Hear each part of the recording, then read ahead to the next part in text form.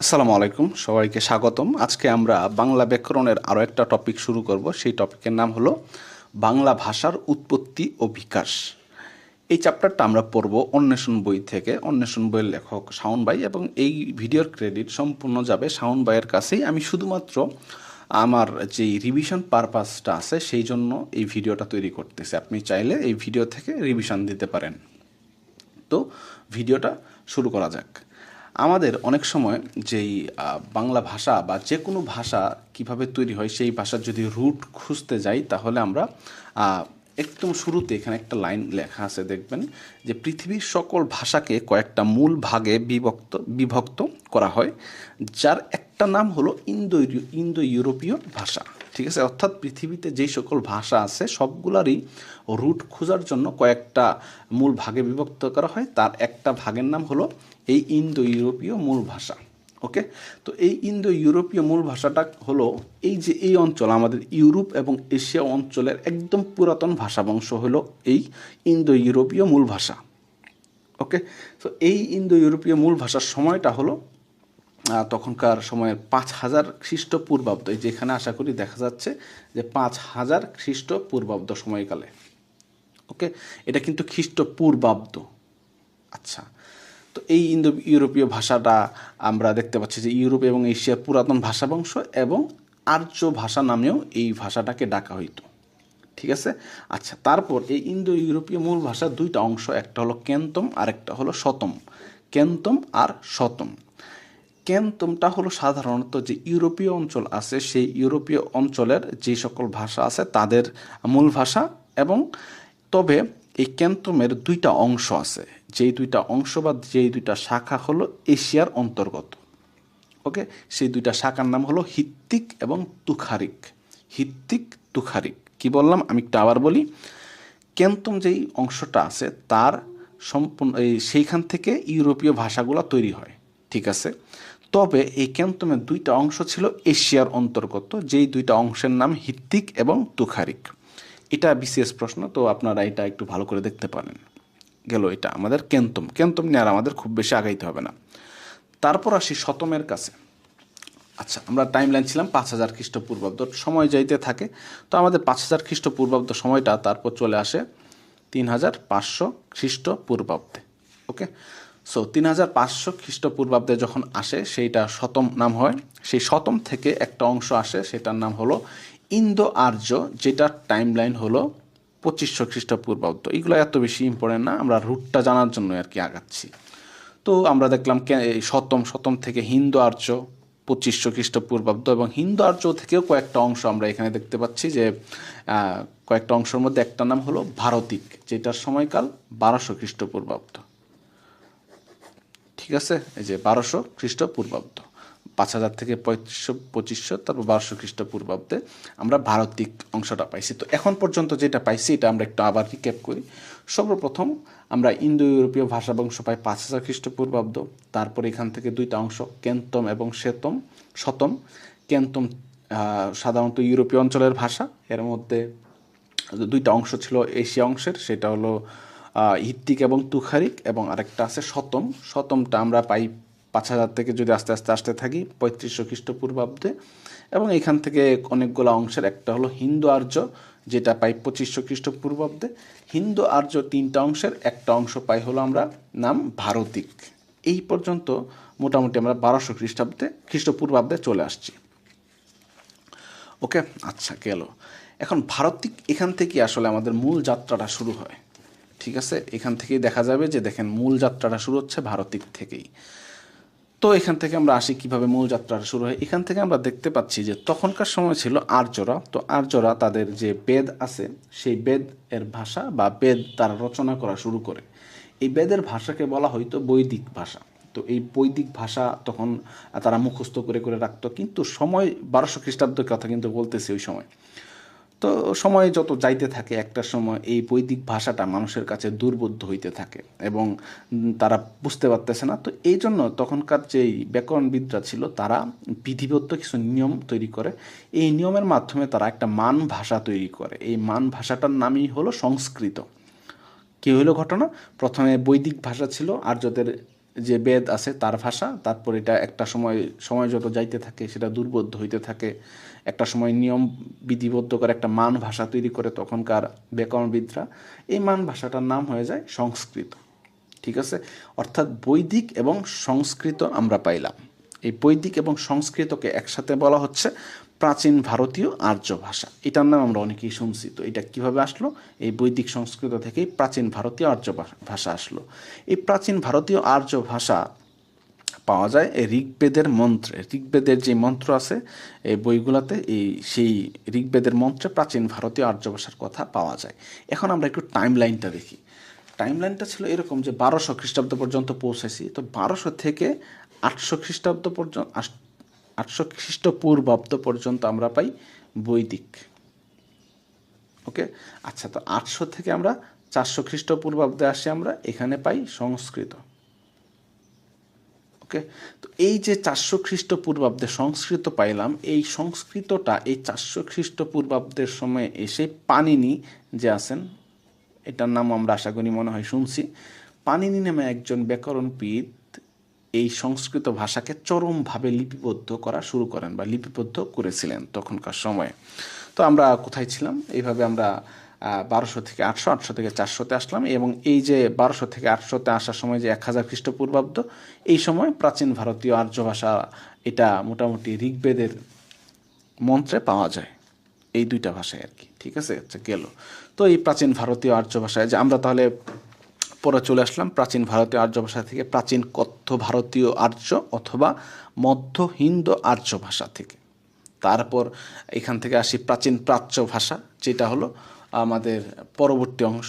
এই প্রাচীন প্রাচ্য ভাষা থেকেই এখন আমাদের মূল যাত্রা শুরু হবে বাংলা ভাষার।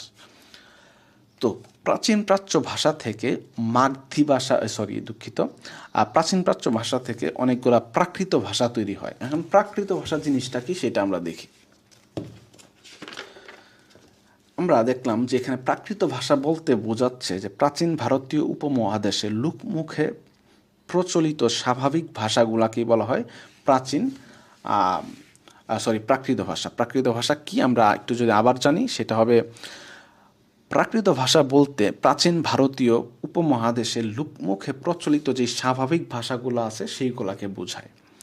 এখন এখানে প্রাকৃত অর্থ তাহলে কি বোঝায় দাঁড়াইতেছে, এটা এমসিকিউ আছে। প্রাকৃত অর্থ হলো স্বাভাবিক, অথবা যদি প্রাকৃত আর ভাষাগত অর্থ জিজ্ঞাসা করে তা হবে জনগণের ভাষা। আমি আবার বলি যে প্রাকৃত অর্থ হলো স্বাভাবিক, এবং প্রাকৃত ভাষার যদি আমরা প্রাকৃত আর যদি ভাষাগত অর্থ দেখি তা হবে জনগণের ভাষা। ওকে, আচ্ছা, তো আমরা প্রাকৃত ভাষা পাইলাম, যে দেখলাম যে আমাদের প্রাচীন প্রাচ্য ভাষার কতগুলো অংশ হিসেবে আমাদের প্রাকৃত ভাষা আমরা কয়েকটা পাইলাম। এই প্রাকৃত ভাষাগুলা হলো মধ্য ভারতীয় আর্য ভাষা। এটার টাইমলাইন হলো 400 থেকে 1000। এখন একটু দেখি বিষয়টা, টাইমলাইনটা। আমরা তো 400 খ্রিস্টাব্দ পর্যন্ত পৌঁছাইছি। তো এখান থেকে আমরা একদম পিছনের দিকে আসতে থাকবো না, 300, 200, 100, 0, তারপর এখান থেকে 0 মানে যীশু খ্রিস্টের জন্ম, এখান থেকে 1000 খ্রিস্টাব্দ, অর্থাৎ এইটা ছিল 400 খ্রিস্টপূর্বাব্দ থেকে 1000 খ্রিস্টাব্দ, এটা কিন্তু খ্রিস্টাব্দ। এই টাইম লাইনে আমাদের প্রাকৃত যে ভাষাগুলো আছে সেই প্রাকৃত ভাষাগুলো ডেভেলপ করা শুরু করে। এখন এখানেই ধরা হয় যে প্রাকৃত ভাষা থেকেই বাংলা ভাষার সৃষ্টি হয়েছে, কিন্তু প্রাকৃত ভাষা কিন্তু তখনকার সময় ছিল অনেকগুলা। প্রাচীন ভারতে প্রাকৃত ভাষা ছিল অনেকগুলো। এখন এই কোন প্রাকৃত ভাষা থেকে বাংলা ভাষা সৃষ্টি হয়েছে এই বিষয়ে সর্বপ্রথম একটা সলিড মন্তব্য দেন জর্জ আব্রাহাম গ্রিয়ারসন এখানে। অর্থাৎ আমরা যদি আবার বলি যে কোন প্রাকৃত ভাষা থেকে বাংলা ভাষার উদ্ভব ঘটে, এই সম্পর্কে প্রথম স্পষ্ট মত প্রকাশ করেন জর্জ আব্রাহাম গ্রিয়ারসন। তো তিনি বলেন যে অনেকগুলো প্রাকৃত ভাষা আছে, এর মধ্যে একটা প্রাকৃত ভাষা হলো মাগধী প্রাকৃত, এবং এই মাগধী প্রাকৃতের পূর্বাংশ বা পূর্ব অঞ্চলীয় যে রূপ আছে সেই রূপ থেকে জন্ম নেয় বাংলা ভাষার। এবং এই বিষয়টাকে সাপোর্ট করেন বা এই বিষয়টাকে সমর্থন করেন ডক্টর সুনীত কুমার চট্টোপাধ্যায় তার ওডিবিএল গ্রন্থ বা origin and development of Bengali language বা ওডিবিএল গ্রন্থে তিনি এটা সমর্থন করছেন। আমরা যদি আবার একটু দেখি, এই জায়গায় দেখলেই বুঝতে পারবো।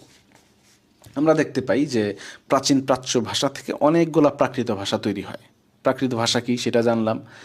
প্রাকৃত ভাষার ডেভেলপমেন্ট কত সময় যাবত হয় সেটাও জানলাম। এই প্রাকৃত ভাষা থেকে অনেকগুলো প্রাকৃত ভাষার মধ্যে একটা হলো মাগধী প্রাকৃত ভাষা। জর্জ আব্রাহাম গ্রিয়ারসন বলছেন যে অনেকগুলো প্রাকৃত ভাষার থেকে মাগধী প্রাকৃত ভাষার পূর্ব অংশ থেকে তৈরি হয় বাংলা ভাষা। এটাকে ডক্টর সুনীতি কুমার চট্টোপাধ্যায় সমর্থন করে বলছেন যে মাগধী প্রাকৃত থেকে মাগধী অপভ্রংশ তৈরি হয়। এই অপভ্রংশ বা মাগধী অপভ্রংশের তিনটা অংশ, একটা হলো পূর্ব মাগধী অপভ্রংশ, মধ্য মাগধী অপভ্রংশ, পশ্চিম মাগধী অপভ্রংশ।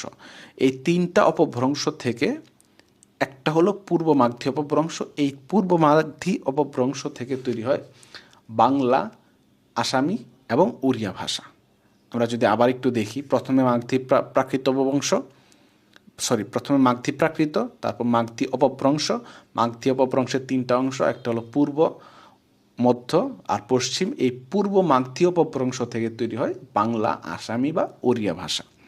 আর বাকি যে মধ্য আর পশ্চিম মাগধী অপভ্রংশ ছিল, এখান থেকে তৈরি হয় মৈথিলি, মগহী এবং ভোজপুরি সম্পর্কিত এই যে ভাষাগুলো আছে সেইগুলা। অর্থাৎ এই বাংলা ভাষা, আসামি এবং ওড়িয়া ভাষা, এটার সাথে সম্পর্কিত হইল মৈথিলি, মগহী এবং ভোজপুরি ভাষা। এটা সর্বপ্রথম বলছিলেন হলো জর্জ আব্রাহাম গ্রিয়ারসন, তারপরে বলছেন সুনীতি কুমার চট্টোপাধ্যায়। কিন্তু আমরা যেহেতু জানি যে সুনীতি কুমার চট্টোপাধ্যায় যেটা বলেন তার বিপরীতে থাকে ডক্টর মোহাম্মদ শহীদুল্লাহ। তিনি কি বললেন? ডক্টর মোহাম্মদ শহীদুল্লাহ বললেন যে আমাদের অনেকগুলো প্রাকৃত ভাষা থেকে বাংলা ভাষা তৈরি হয়েছে, সেটা আমি মানি, কিন্তু মাগধী প্রাকৃত না, সেটা হলো গৌড়ীয় প্রাকৃত নামে একটা প্রাকৃত। সেটা কি? গৌরী প্রাকৃত বা গৌড়ীয় প্রাকৃত। আমি আবার বলি, ডক্টর মোহাম্মদ শহীদুল্লাহ বলেন যে বাংলা ভাষা প্রাকৃত থেকেই সৃষ্টি হয়েছে, তবে সেটার নাম হলো গৌরী প্রাকৃত বা গৌড়ীয় প্রাকৃত। ঠিক আছে? তো গৌরী প্রাকৃত থেকে গৌড় অপভ্রংশ তৈরি হয়। অপভ্রংশ থেকে একটা অংশ দাঁড়ায় বঙ্গকামরূপী, এবং এই বঙ্গকামরূপী থেকে তৈরি হয় বাংলা এবং আসামি ভাষা। ঠিক আছে? আমরা আবার বলি, গৌরী প্রাকৃত থেকে গৌরী অপভ্রংশ, গৌরী অপভ্রংশ থেকে বঙ্গকামরূপী, এবং বঙ্গকামরূপী থেকে বাংলা ও আসামি ভাষা। ঠিক আছে? অর্থাৎ এই যদি এমসিকিউ আসে যে কোনটা থেকে বাংলা ভাষা তৈরি হচ্ছে, এখানে আমরা দুইটা মতবাদ পাই, একটা গৌড়ীয় প্রাকৃতি আর একটা মাগধী, আমি প্রাকৃতি বলতেছি বারবার, দুঃখিত। একটা হলো গৌড়ীয় প্রাকৃত আর একটা হলো মাগধী প্রাকৃত। এখন এমসিকিউতে দুইটা একসাথে আসবে না, আসলে যে কোনো একটা আসবে। তো আমরা আশা করি বুঝতে পারছি যে এটা রুটটা কী এবং কিভাবে আসছে।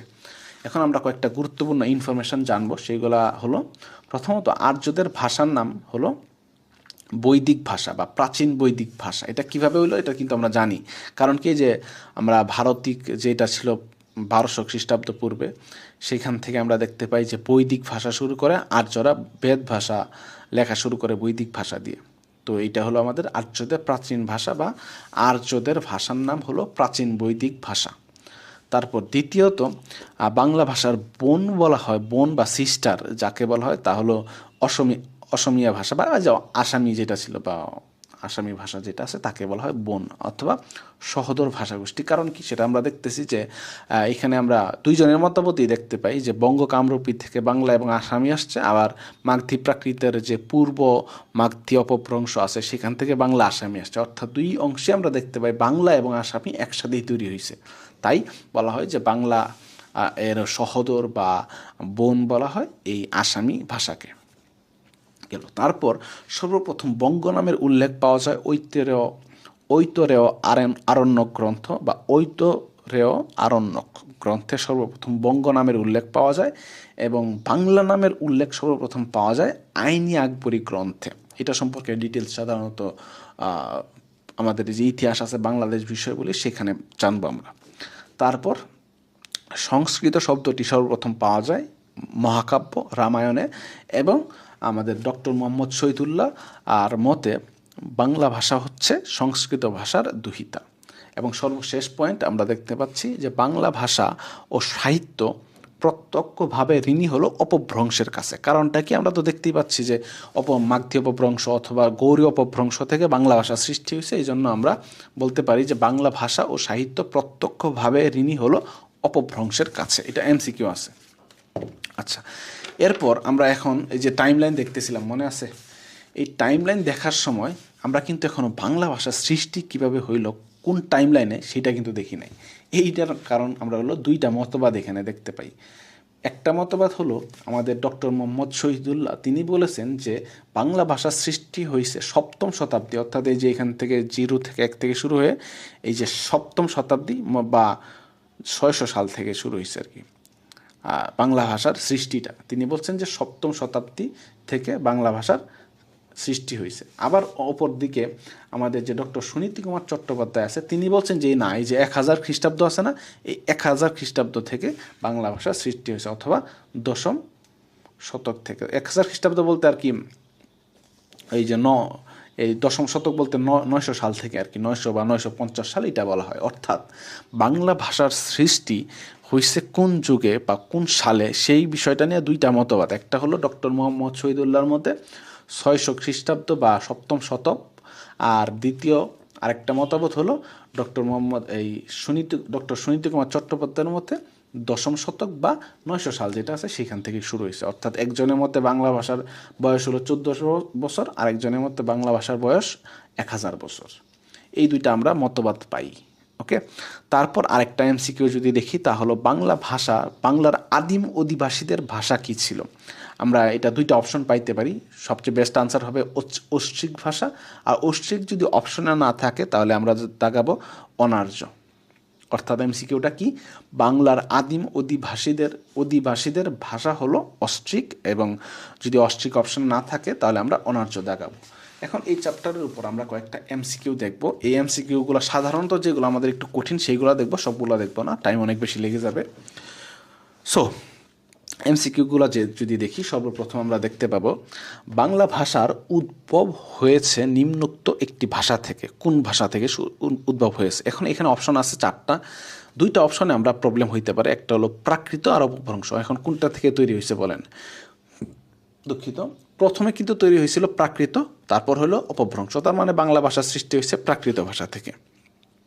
এমসিকিউ দাগাইতে পারি। এখন আবার কি, বাংলা ভাষার আদি স্তরের স্থিতিকাল কোনটা, এটা জিজ্ঞাসা করছে। এখন বলেন কি করব আমরা? আদি স্তর বলতে প্রাচীন যুগের স্থিতিকাল কোনটা, এটা আমরা সাহিত্যে পড়ব, কিন্তু স্টিল এখানে আমরা যদি দেখি, একজন বলছিল কি 6ষ্ঠ শতক থেকে আমরা ত্রয়োদশ ধরতে পারি, আরেকটা হলো এই দশম শতক থেকে ত্রয়োদশ। তাহলে আমরা এখানে অপশন দেখব কোনটা আছে। দুইটা একসাথে থাকবে না, সাধারণত অপশনে আছে দশম থেকে চতুর্দশ। এই তো দশম, চতুর্দশ, ত্রয়োদশ, এটা সাধারণত ধরা হয় আর কি। তো আমরা সাধারণত এইটাই দেখবো যে দশম বলা আছে নাকি সপ্তম বলা আছে। দশম থাকলে দশমটা হবে, নাহলে সপ্তম হবে।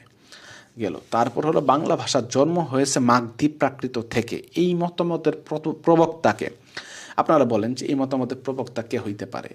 এই মতামত সর্বপ্রথম কে দিয়েছিল? সর্বপ্রথম দিয়েছিল জর্জ আব্রাহাম গ্রিয়ারসন, তারপর দিয়েছিল সুনীতি কুমার চট্টোপাধ্যায়। তাহলে আমরা লাগাইতে পারি যে জর্জ আব্রাহাম গ্রিয়ারসন। ও আচ্ছা, আমরা কিন্তু আরেকটা অংশ মিস গেছে, সেটা হলো যে ব্রজবুলি ভাষা। ব্রজবুলি ভাষাটা কি, এটা আমরা যদি একটু বলি। ব্রজবুলি ভাষা হলো মধ্যযুগীয় বাংলা সাহিত্যের দ্বিতীয় কাব্য ভাষা বা দ্বিতীয় উপভাষা। আমরা আবার বলি, ব্রজবুলি ভাষা হলো মধ্যযুগীয় বাংলা সাহিত্যের দ্বিতীয় কাব্য ভাষা বা উপভাষা। ঠিক আছে, এটা তৈরি হয়েছিল মৈথিলি এবং বাংলার মিশ্রিত রূপ হিসেবে। এই ব্রজবুলি ভাষাটা তৈরি হয়েছিল, এটা তৈরিকর্তা ছিলেন আমাদের বিদ্যাপতি, মিথিলার কবি বিদ্যাপতি এর উদ্ভাবক ছিলেন। আমরা আবার যদি বলি, ব্রজবুলি মধ্যযুগীয় বাংলা সাহিত্যের দ্বিতীয় কাব্য ভাষা বা উপভাষা, এবং এটা তৈরি হয় মৈথিলি এবং বাংলার মিশ্রিত রূপ হিসেবে, এবং এটার তৈরিকর্তা ছিলেন বিদ্যাপতি। তো এখান থেকে একটা এমসিকিউ আসে এরকম, বিদ্যাপতি কোন ভাষায় পদাবলী লিখেছেন? সেটার নাম হলো ব্রজবুলি, মাত্র আমরা দেখলাম। তারপর আমরা যদি এমসিকিউতে যাই, সেটা দাঁড়াবে নিচের কোনটি বঙ্গকামরূপী ভাষা থেকে সৃষ্টি হয়েছে? আমরা কিন্তু দেখছিলাম যে বঙ্গকামরূপী থেকে সৃষ্টি হয়েছে বাংলা আর অসমিয়া বা আসামি। সো এই যে অসমিয়া আছে এখানে, বাংলা নাই, সুতরাং অসমী দাগাবো। তারপর আমরা দেখতে পাবো যে ব্রজবুলি বলতে কি বোঝায়? এটা হলো বাংলা হিন্দির মিশ্রিত ভাষা। এটা কিন্তু না, এটা যদি থাকতো যে বাংলা এবং মৈথিলির মিশ্র ভাষা তাইলে দাগাইতে পারতাম, কিন্তু এখানে এটা নাই, সুতরাং এটা বলতে পারবো এটি এক ধরনের কৃত্রিম কবি ভাষা। আচ্ছা, তারপর আমরা পরবর্তী পেজে যাব।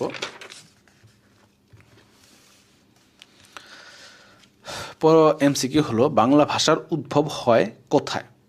কখন আর কি। এখন দেখেন এখানে অপশনে কি কি আছে দেখি। সপ্তম খ্রিস্টাব্দে, খ্রিস্টীয় দ্বাদশ শতকে, খ্রিস্টীয় ত্রয়োদশ, সপ্তম খ্রিস্টপূর্বাব্দে। এখন বলেন খ্রিস্টপূর্বাব্দ বলতো আমি যে এই টাইমলাইনটা দিছিলাম এটা মানে কি? এখানে কিন্তু আমাদের যীশু খ্রিস্টের জন্ম, এর আগে যদি যাই তখন সেটা খ্রিস্টপূর্বাব্দ, আর এর পরে আসলে খ্রিস্টাব্দ। সুতরাং এই যে আমরা দেখতে পাচ্ছি যে সপ্তম অথবা দশমের দুইটা একটা মতবাদ আছে, যে কোনো একটা থাকবে। এখানে আছে সপ্তম খ্রিস্ট, সুতরাং সপ্তম খ্রিস্ট হবে, নট খ্রিস্টপূর্বাব্দ। এই জন্যই আমি টাইমলাইনটা দেখাইছিলাম। সো এখানে আছে সপ্তম খ্রিস্টাব্দ, অপশন আনসার। অর্থাৎ বাংলা ভাষার উদ্ভব হয় সপ্তম খ্রিস্টাব্দ থাকলে সপ্তম খ্রিস্টাব্দ, না হলে দশম।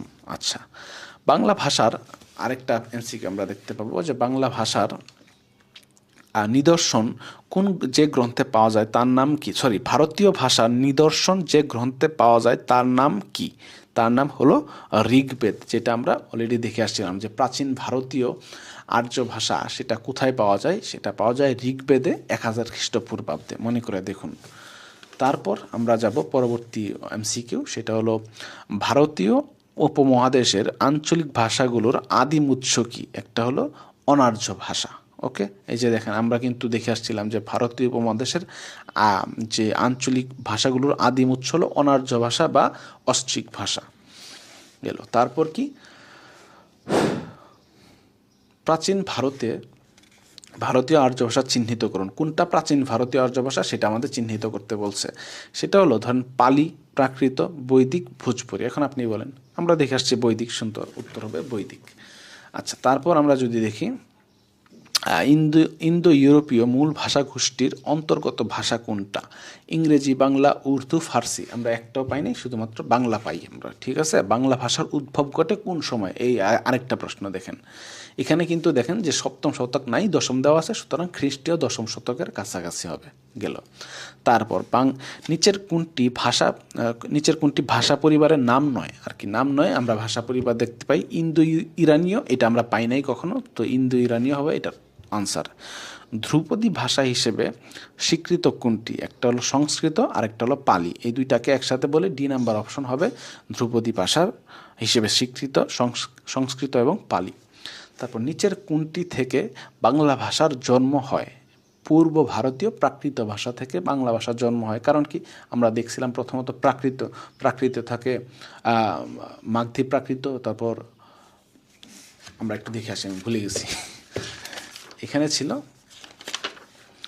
যে হ্যাঁ মাগধী প্রাকৃতই ছিল, মাগধী থেকে মাগধী অপভ্রংশ থেকে আমরা পূর্ব মাগধী অপভ্রংশ, এখান থেকে বাংলা তৈরি হয়েছে। অর্থাৎ আমরা এই আনসারটা দিতে পারি নিচের কোনটি থেকে বাংলা ভাষার জন্ম হয়, তা হলো পূর্ব ভারতীয় প্রাকৃত ভাষা থেকে। এবং সর্বশেষ এমসিকিউ হলো বাংলা ভাষার প্রাচীন নমুনা পাওয়া যায় কোথায়? সেটা চর্যাপদে, যেটা যখন আমরা চর্যাপদ পড়ব তখন দেখবো ইনশাল্লাহ। তো এই ছিল আজকের ক্লাস। ইনশাল্লাহ সামনে আরও বাংলা ব্যাকরণের টপিকগুলো আসবে, আমাদের চ্যানেলের সাথে থাকবেন ইনশাল্লাহ। আসসালামু আলাইকুম।